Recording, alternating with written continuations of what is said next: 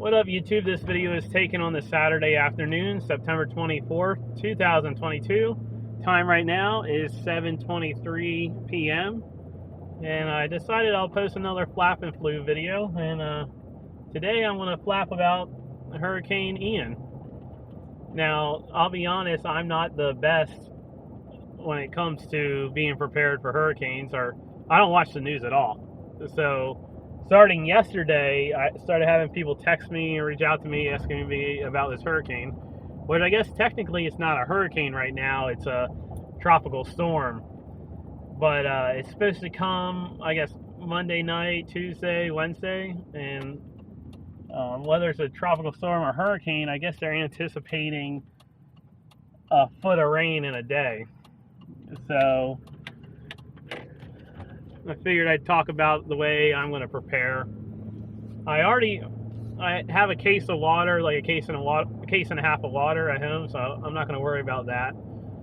I also have a generator, like a Craftsman generator. I forget how many watts, but it's enough to start my well pump. And then, so I'm not really worried about that.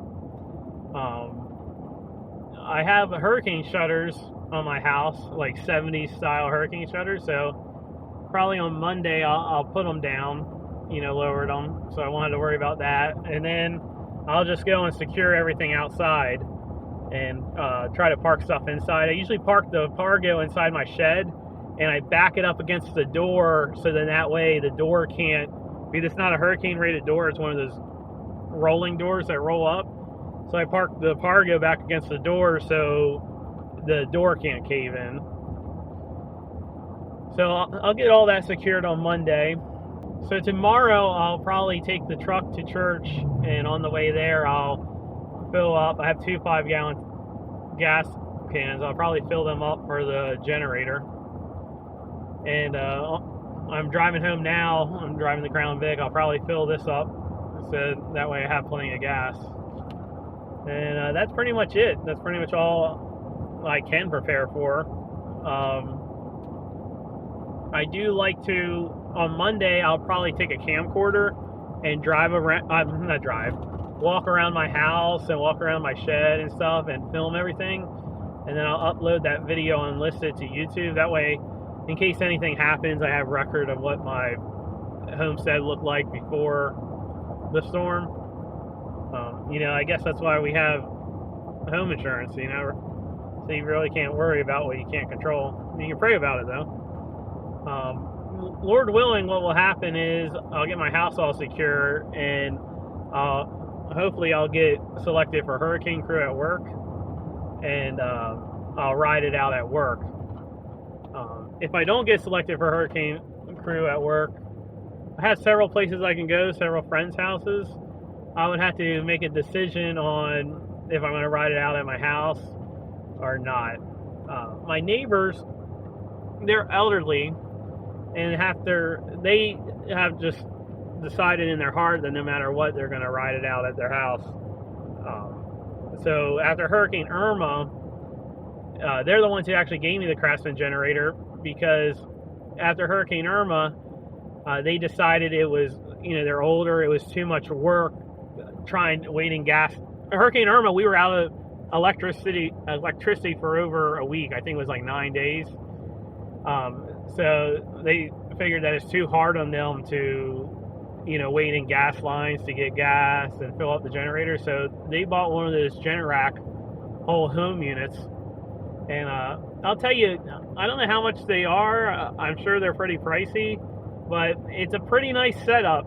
I mean, they run off of propane, and if the electricity's off for 15 seconds, the thing fires up right away, no trouble. It's off of propane, and you run your whole house. You don't even lose AC. You still have AC. The generator I have, it can run the well pump and it can run the refrigerator, and that's pretty much it. During Hurricane Irma, I wasn't even in town. I was out of town.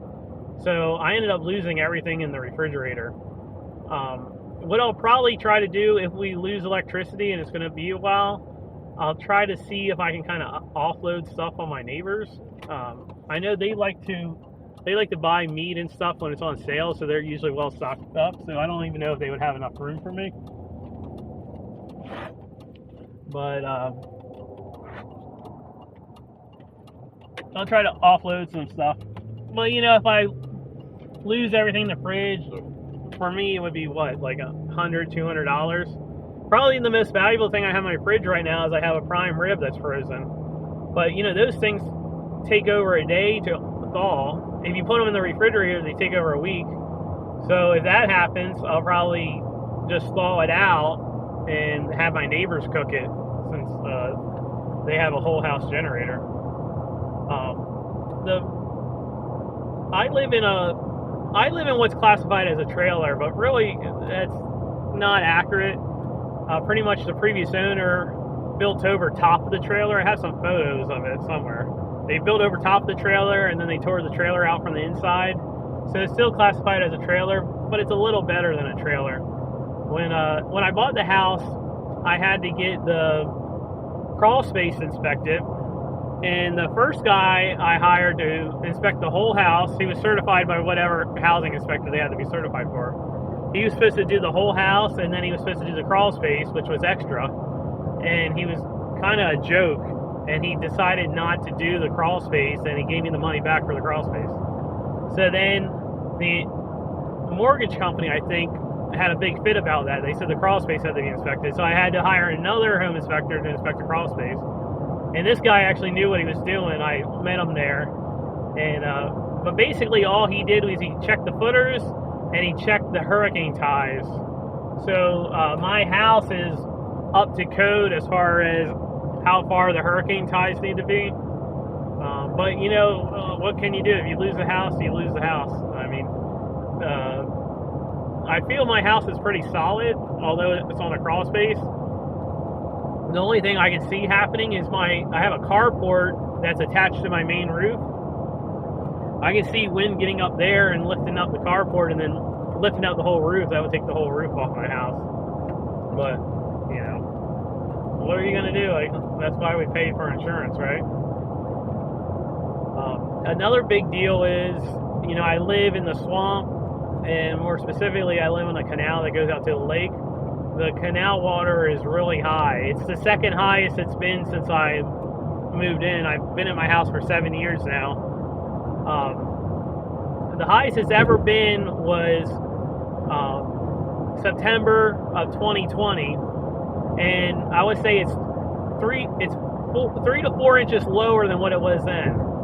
But we didn't have no hurricane September 2020, so this 12 inches of rain in one day, I don't know how much is going to raise it. There's all these politics. The Swiftmud controls the level of the lake, and there's conditions that have to be met for them to drain it. And basically, it got so high because this past month or 2 months, it rained like every single evening. You know, I watch a lot of old 64 goat videos, and you know, his brook dried up, and then I also watch a lot of Post 10 videos, and he was showing all these places drying up in New England. When they had a drought, we had plenty of water. Like I said, it was raining every single evening. So that's what accumulated this water. I never did, when the water got up real high, I told myself I was going to go and check the lock to see if they were draining it. I never had a chance to see that. But I believe they are draining it, because I noticed that this week the level did go down like a quarter to a little less than half an inch. The level did go down a little, and I think that's more than what evaporation would do. I think that would be considered draining. But my neighbors are in a lot worse shape than I am. Some neighbors' houses right now actually have water pretty much up touching their house, and I'm far from that.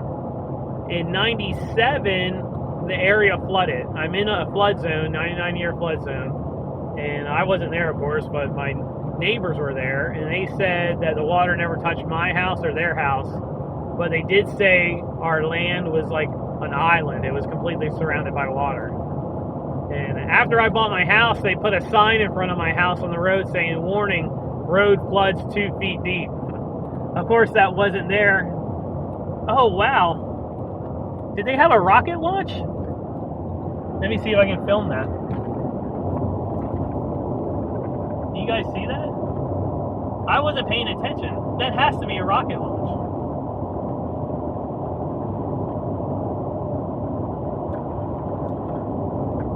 I don't know if you can see that or not.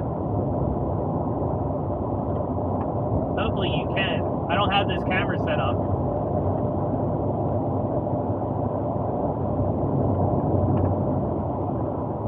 I don't know if that was a rocket launch or not. It looks like it was a rocket launch, but I didn't hear anything that Artemis, what was it? Artemis was the one that was delayed twice. I didn't hear anything that it was going to go off. But man, it was perfectly clear skies for it. Ever since I've been in Florida, I always miss all the rocket launches. I never time it up. I guess that's one disadvantage of not being in the news or not paying attention to the news. I usually think it's an advantage not paying attention to the news.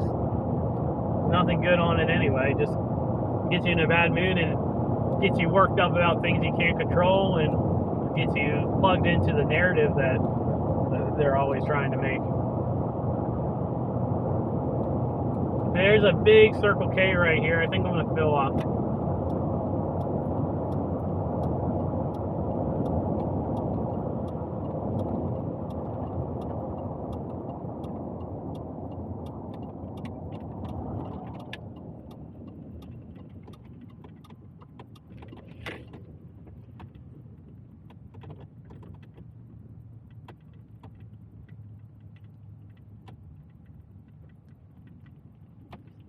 They might be out of gas.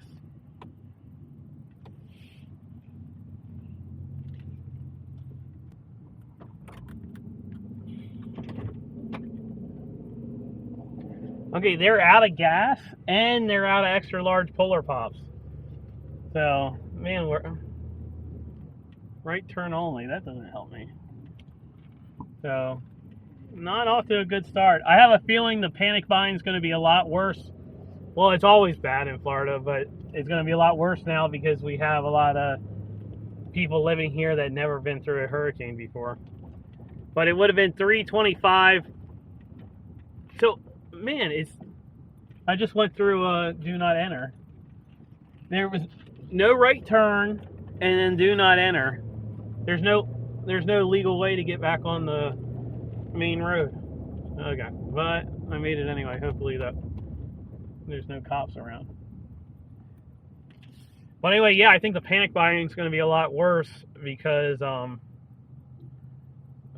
we have a whole bunch of new people who've never been through Florida.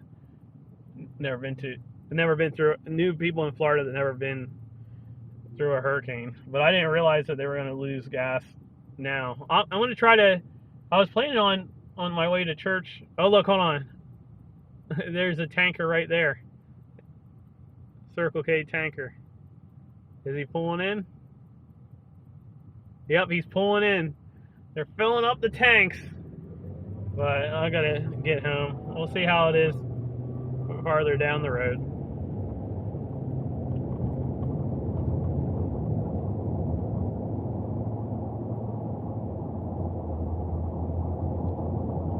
So before the news of the hurricane was coming, what I was going to talk about was this mystery rat I have in my house. Last weekend, I was watching TV on my recliner, and I heard something in the kitchen, and I was like, man, that sounds like a mouse, like something scattling. So I quietly went into the kitchen, and I heard it came from behind the oven. So I walked up to the oven, I'm looking around, and I had a bag of rice sitting on the counter, totally sealed, brand new bag of rice, totally sealed. And that's when I noticed that the bag of rice was on the counter, but right up against the oven. In the corner of the oven, behind the backsplash, something went and chewed a hole in the bag of rice, and I guess was stealing rice. So then I took the bottom out of the oven, the bottom drawer, and there was poop underneath the oven, and I was like, oh boy, I have a mouse. So I ordered mouse traps. I loaded mouse traps up, put them behind the oven, and I didn't set them right. I went to work, came home from work, and the bait was gone. I put peanut butter on the bait, and I sprinkled a little of that rice on there too. Totally wiped out, gone, but they didn't go off because I didn't have them set right. So I set them right the second time, put them in the same spot, and I did that during the day and went to sleep. Woke up, and one of the traps wasn't touched, bait still there. The other trap was tripped. It was flipped upside down, tripped. Most of the bait was still on it, and but nothing. I didn't catch anything. So then, okay, here's Love's 325. I see cars filling up. Usually, Love's has its own distribution. The only thing about Love's is they don't have good soda prices. I'm on a diet officially, and I lost 4 pounds this month, and I want to keep on going. Let's see. Oh yeah, I barely squeezed in the 4th pound this morning, so it's not like a steady 4 pounds. Steady 3 pounds. Working on the 4th pound. But today, since we had fall fellowship with the church, I decided today would be a cheat day. So I haven't been drinking soda, but I drank a lot of soda.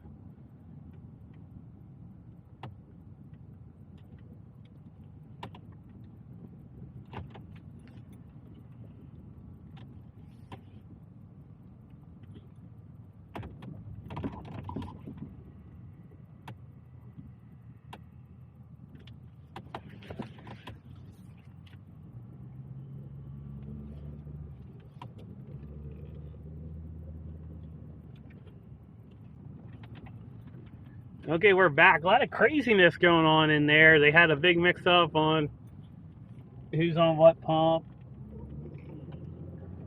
But,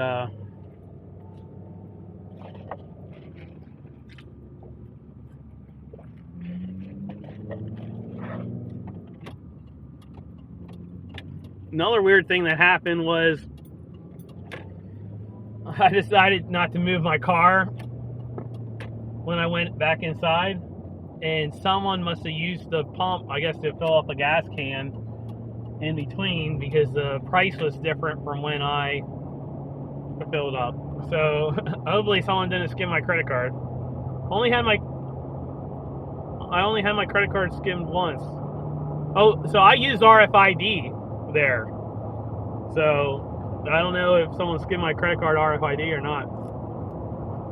If they did, it was only $10.88. But I think someone must have just filled up a gas can while I went inside to get soda. Yeah, that's the thing about Love's, is soda only has $2 extra large sodas.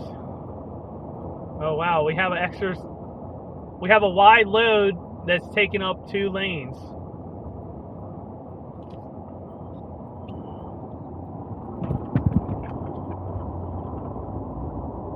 He was hugging both lanes. I don't know. It's not that wide. We can definitely pass him.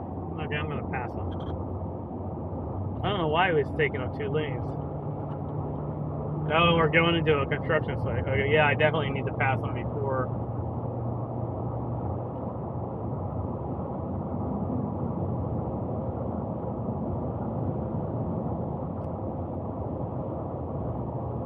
This construction area has been going on since I bought my house. So this area's probably been under construction for like 7 years. And I'm trying to redo this bridge. Okay, let me slow it down now.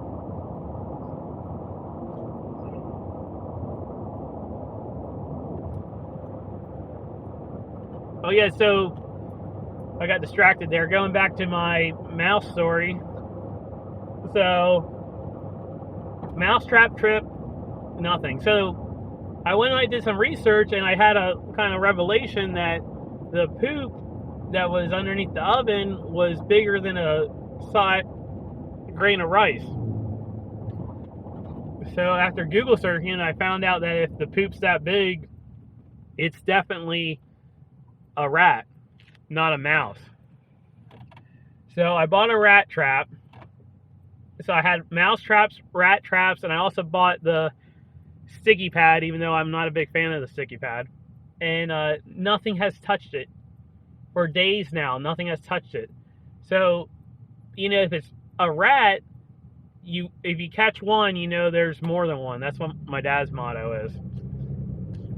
But I'm wondering if it was actually a squirrel, not a rat, because a squirrel would make sense if it's only once, and maybe I scared it away when the trap went off. So I'm gonna wait. I have the trap set up. I'm gonna wait till past this weekend, and probably when I do all the hurricane prep stuff on Monday, I'm also gonna go ahead and remove the traps. Although I'm probably gonna take the sticky trap and leave it back there. The problem is with these traps underneath the oven, I can't close the bottom oven door all the way. So I'm gonna probably leave the sticky trap underneath there, since I can close the oven door all the way on top of that. And then I'll actually go underneath the crawl space and try to figure out how they're getting up in there. My cabinets are sealed. So I looked in my cabinets, they're sealed. So it's definitely somehow coming up through the floor behind the cabinet and then working its way over to the oven. But yeah, I couldn't catch. It's kind of a mystery if it was a mouse or a rat. I'm kind of leaning towards a squirrel. But yeah, that's the big excitement going on. Today was a beautiful day, man. So I mean, it's still been in the 100 degrees this week. On Friday when I mowed my grass, it was 100 degrees. Today we had a lot of wind, so I flew my drone at a high school, middle school combo place that I flew before because I didn't want to go spot hopping today. I wanted to go somewhere focused because I was running out of time. The sun was going to set on me, and I anticipated too many packs today. So I charged up 8 6-volt packs for my freestyle rig, and then I charged up 4 Cinewhoop packs because at the fellowship I thought I was gonna fly more Cinewhoop to get video, but I only flew 1 pack. So I get battery anxiety. I don't like my packs being charged for over 24 hours. So I really wanted to burn through packs. So I just had a nice chill session at the school. There is 1 pack. I'm gonna definitely make sure I include it in this video, and I'll label it as my best pack today. There was 1 pack that I was particularly kind of proud of, I guess you could say. I thought it felt like a really good pack. So I kind of, doing these flap and flew videos, I kind of changed my routine. Usually what I would do is I would go to a spot, I would fly without a HD camera, try to get an idea of what I was going to do, and then I would film 1 take and try to narrate over top of it. Now what I do is I just film every pack, and then I go and I talk about whatever I want to talk about. I'll probably, maybe if I'm in the mood and time doesn't get away from me, because time could definitely get away from me. If I'm in the mood and time doesn't get away from me, I might upload a video before the storm comes, kind of showing how I prepare. I won't, the video where I walk around and inventory everything, I'm not going to show that because, I don't know, that's kind of weird. But I'll show a video of me closing my hurricane shutters and trying to document the level of the canal before and after. But I hope you enjoyed this video. Let me know if you're in the path of the storm and if you're preparing at all. Since I bought my house, this is going to be the 3rd hurricane. First one, Matthew, absolutely nothing happened. No damage at all. Irma, I wasn't home because I was already out of town on vacation. Irma, I had damage to exterior structures, which if you go back in my videos, I show the damage of Irma, and then I also show videos of rebuilding my carport after Irma. And Ian, if it turns into a hurricane, which I guess they say it pretty much is going to because the Gulf is warm, it's coming up the Gulf. Ian will be my third hurricane, so third time's the charm. I don't know. Well, anyway, enough laughing. Hope you enjoyed this video. Tell me what you think. I'll see you on the next one.